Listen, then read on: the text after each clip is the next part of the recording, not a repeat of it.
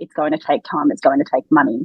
With an investment, you're probably not going to get paid for the first year, 2 years that you have this business. That's perfectly normal. So are you willing to take those risks? Are you willing to sacrifice those things to put everything into a brand? Hi, and welcome to the Bright Minds of E-commerce podcast. I'm Dana, founder of Bright Red Marketing, and after helping so many businesses in the e-commerce space over the years, I wanted to bring you the best advice Australian experts in e-commerce and e-commerce store owners had to offer. If you want relatable stories and actionable advice and the latest Facebook advertising strategies, you're in the right place. So let's get into today's episode. Today we're here with Rebecca from Hatch. Welcome, Rebecca. Hi, thank you for having me.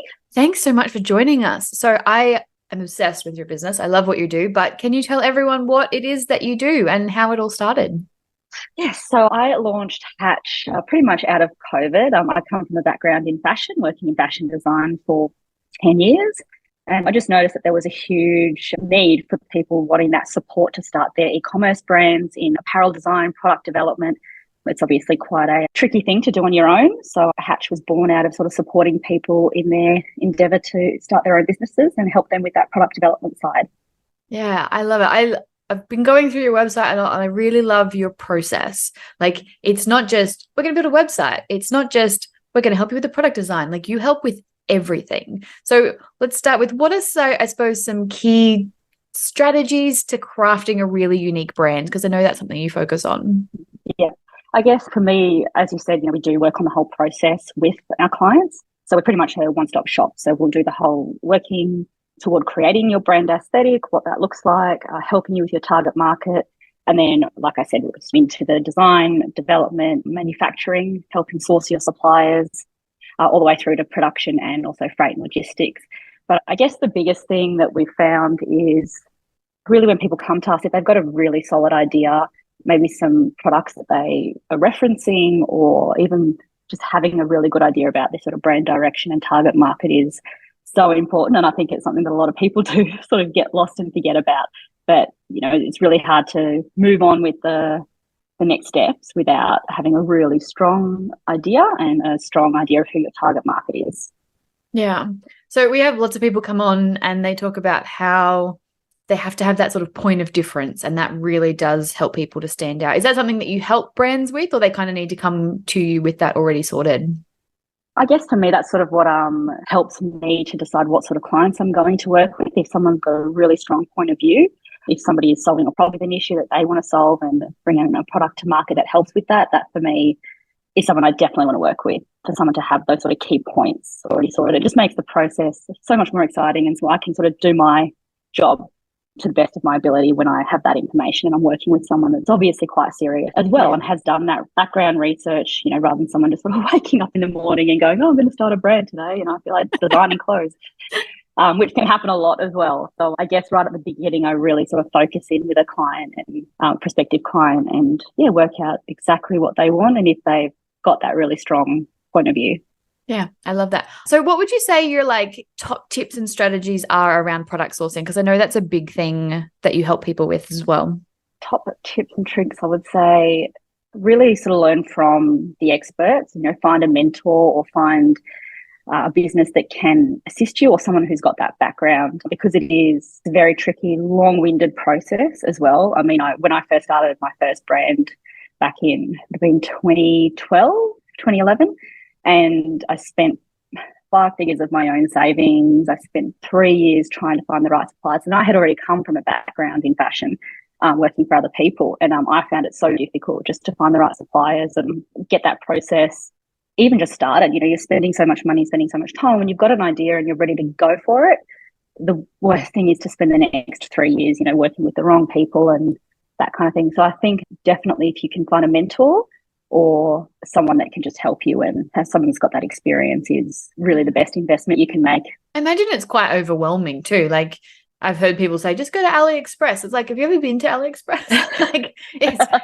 There's so much there. You have no idea what's going on. You don't know whether they're any good. And if you're trying to come up with something from scratch, it's fine if you want to make a dress and it's, just a normal dress. But if you want to come up with a unique product, how do you do that?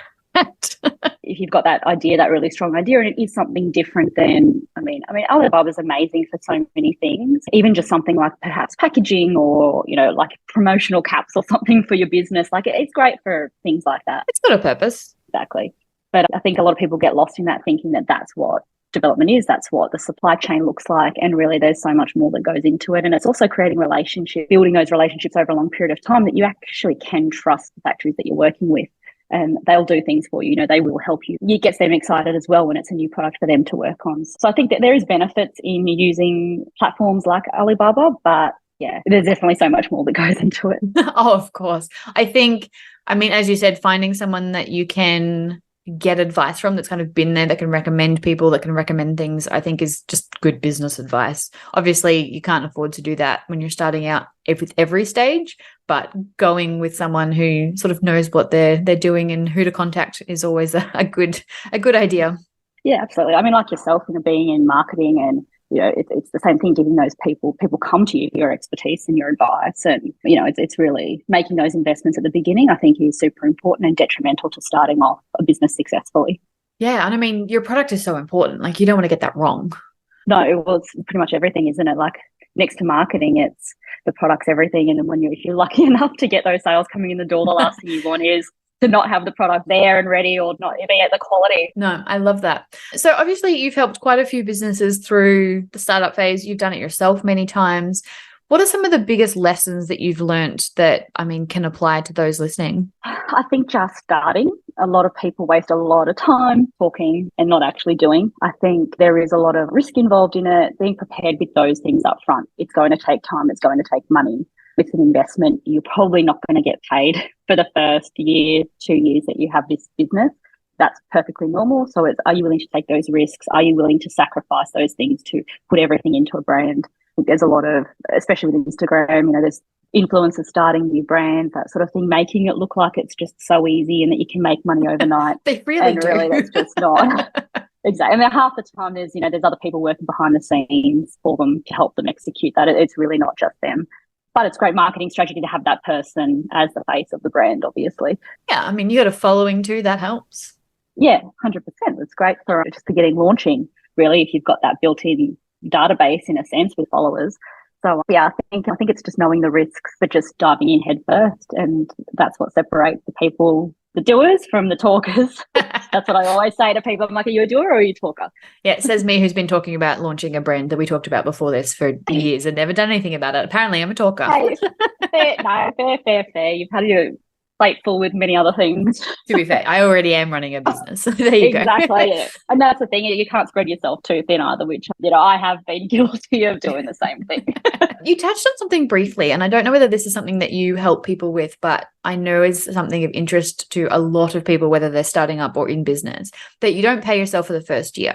Now, I obviously work with a lot of clients. You obviously work with a lot of clients. I'll often find that people will get into 2-3 years and they still haven't worked out how to pay themselves. Obviously, when you're starting out, you've got to be investing in the business and putting all the money back in. But do you have any pricing tips to make sure that people don't end up in a position where they can never pay themselves? Well, at the beginning, there is a lot of heavy investment up front in terms of cash and cash flow targeted towards scaling a business, launching a business first and then scaling that up.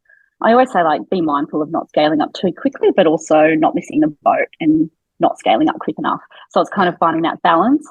And it's really where you want to place certain investments into. If you're lucky enough to perhaps have passive income from somewhere else, or you do have a day job or whatever that is, and you're happy to continue investing that money and not paying yourself through the business in the first couple of years, I think that's fantastic. That's amazing if you can just focus on growing the business, and perhaps your goal is to not even generate an income. Perhaps it's about exit strategy and selling that business off.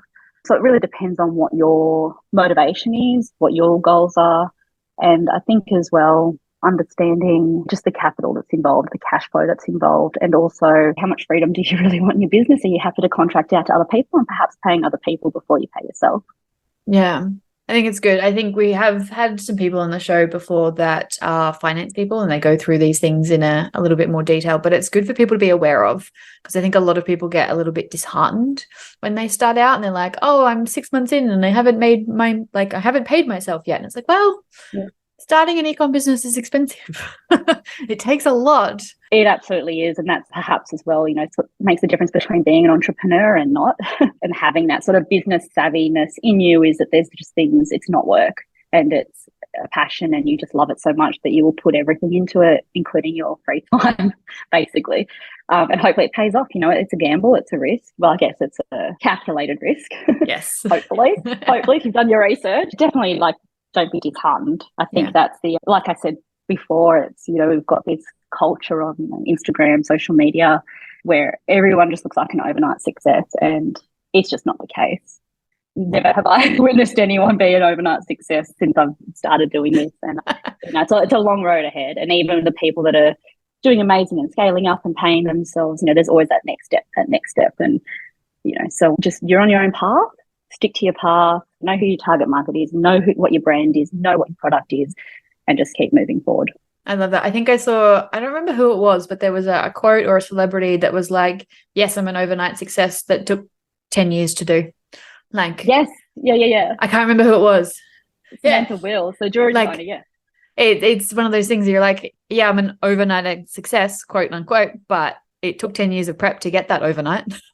yeah, exactly. And to everyone else, it looks like, oh, where has she come from? Oh, wow, what a success story. And I mean, incredible story. Her story is amazing. And I don't know if you've read her book before, Samantha Will's book. It's actually a really, really amazing read because she talks not just about, I guess, the logistical side of starting a business, but the emotional side as well, which we just touched on about, feeling like you're always behind or you should be further ahead than what you are. And she really touches on all of that and speaks from an emotional side as well, which is so helpful. So highly recommend her book. I'll have to add it to the list. Want help with your Facebook and Instagram ads? Remember, you can always book in a free strategy session at brightredmarketing.com.au/free-strategy-session. We'll run through all of your ads, see what's working and what's not, and no sales pitch, I promise. So let's get back to today's episode. Now, obviously, you're helping on these businesses. Marketing is obviously a huge part of that. Is there any sort of tips for, obviously, you work specifically with startups. What's sort of your recommendations for startups in terms of where to focus their efforts on marketing? On marketing, I'd say have a good idea of what your budget is in terms of your product margin, what your investment capital is for the first couple of years, and how it would be best spent. Obviously, that's very dependent on your target market. I was just thinking today, how many businesses literally every business relies on Meta. Now, what would we actually do? And it's just to think that they're just in this absolute power seat. So I guess for me, I've been starting to think a little bit outside the box and what can we sort of do that's beyond digital? Is it going to change again? Is it going to become this sort of more multi-touch point? Because right now it's everyone's pushing Meta and the prices are escalating and it's a bidding war right now just to get one sale in the door. That's it. I mean, that's what we do. And even we're saying to clients, you need to make sure you have your eggs in other baskets other than us, because Facebook accounts go down, ad accounts go down. You can lose your Instagram following. These things are not things that you own. And while you can have a lot of success with them, which we do, you're relying on Mr. Zuckerberg, and that's a dangerous thing to put all of your eggs in. Yeah. It's crazy, isn't it? It's crazy how it's just become this, such a reliant thing. Yeah, I'm hoping it gets a bit more human. So it's amazing how many eyes that you can get in front of through digital. Absolutely incredible. But using that in the best possible way for your brand, for your target market, but then also looking at other things as well, looking at that human experience. I think I had a client last year that launched her clothing label in Tasmania. And she came from a background of, she had a retail store that was selling Aussie sustainable brands. So then she wanted to stock her own brand and start her own brand. And she came to me in February last year and she launched everything stock delivered by November. So really quick process. And she's just completely blown up. She's now selling the retail store and just focusing all her time on the brand itself. And a lot of the things that she's been focusing on is obviously that database, that human-to-human contact that she had with her customers in store, but then also creating little events and things, local events, and just that sharing and that organic sharing went really well for her, as well as balancing obviously that with the digital marketing side has been amazing for her. So I think it's balancing both of those things and showing that human side as well. 100%. I do sort of agree with you that I think there is going to be a rise in the human element. I think everyone's getting a bit over everything being online, especially after COVID when it's all we had. I just think people really are appreciating that human connection. So I think it's a really valuable opportunity for businesses. Yeah, absolutely. And you can even see it through digital advertising. Like it's become from spending hundreds of thousands of dollars on photo shoots, brands were doing that, to now it being quite organic and quite user generated and a little bit more human again through that side. So yeah, it's interesting to see how people are gravitating to that more accessible content. Is that realistic, it looking more natural, more like a real human uses it? Not to say that models aren't real humans, but just that it's got that real organicness to it. And I think people respect that. I guess they can see themselves in that. Yeah. In that brand's clothing, and that would work for me. I can look like that, rather than it being this ultra edited, incredible, which I can appreciate. Like I said, I come from a fashion background. So I absolutely adore and love all those sort of old school Gucci campaigns, and they're incredible and they're an art form in themselves. But 100%. But I think we're in a completely different time and space these days, and people are really looking. Interesting to see how it all plays out. Yeah, definitely. But it's great. Just any sort of content is just so, to see anything creative and different is incredible. Yeah, I love it. So I'll get into the last couple of questions we ask everyone. Do you have any strategies or habits that you follow each day to help you stay on track? Definitely exercise. I think that's so important. Getting a more personal here, but yeah, definitely exercise. A little bit of just starting to learn how to meditate. I think it is so important to put yourself in sort of a different, that positive mindset. We get so overwhelmed with just everything every day. So there's just so much content in our faces every day that it's just to have that moment to yourself. That's so important to me. I have to have that, especially with I'm switching from project to project, that it gets a little bit hectic. So just taking that time out for yourself, exercise 100%, and goal setting. Love that. It's interesting to see how once you actually do write your goals down and you go back and you go, oh, I actually feel like I'm in the right place. I'm exactly where I need to be. I hilariously wrote my goals out for the year at the start of the year, completely forgot about them, and then booked a solo trip to Italy for 3 weeks and was like, I wonder where that idea came from. And then I got home and found my goals for the year, and that was on the list.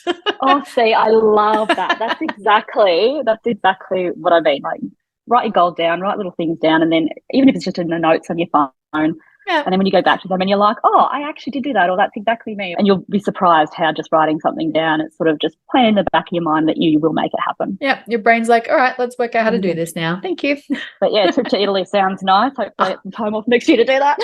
It was fantastic. Highly recommend. Do you have a favourite podcast? I'm really loving Stephen Bartlett's Diary of a CEO. Definitely my number one recommendation. I'm constantly sharing episodes, and I actually really like Shameless. It's an Aussie podcast. I love just how light, and it's just fun, a bit of pop culture, so I love that. But yeah, I highly recommend Diary of a CEO. There's some really incredible episodes and just so different, like the diversity of the people that he gets in, is the conversation is really organic. It's cool. I love that. Do you have a favourite business book?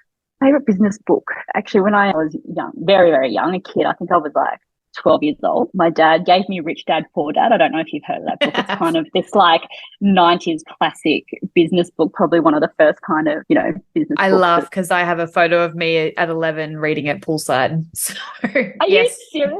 100%. Oh my God, see, it's hilarious. So I was like, what was my dad thinking giving me this book at 12? But I actually read it, and so I feel like that's just a classic that you would just give to everybody, and it's probably more relevant today than ever. I need to read it again because I don't know that I've read it in the last decade. Oh yeah, and it's just so 90s as well. Like, it just, for me, I'm just like, oh, that is just such a 90s like classic business book. But I also love anything like habits. There's one I'm reading at the moment called Atomic Habits by James Clear. Atomic Habits. And that's one of the ones. Obviously, that's always highly recommended. Anything like that, anything that gives you goalposts, little frameworks to work around. I love that sort of thing because they're actually actionable. Yeah, I'm a big actionable person. Like I said, you are not a talker. I love that. And if people want to visit you and they want to learn more about you and your process, what's the best way for them to do that? Yes, so you can hop on to the Hatch website, which is gethatched.com.au, and also on Instagram at hatch_Australia. I'm always on there sharing little tidbits and things, so feel free to drop in and send me a message. Well, thank you so much for joining us. It's been an absolute pleasure having you on the show. Thanks, Dana. Thanks for listening to the Bright Minds of E-commerce podcast. As always, you'll find the show notes at brightredmarketing.com.au/episode 58. Thanks for listening.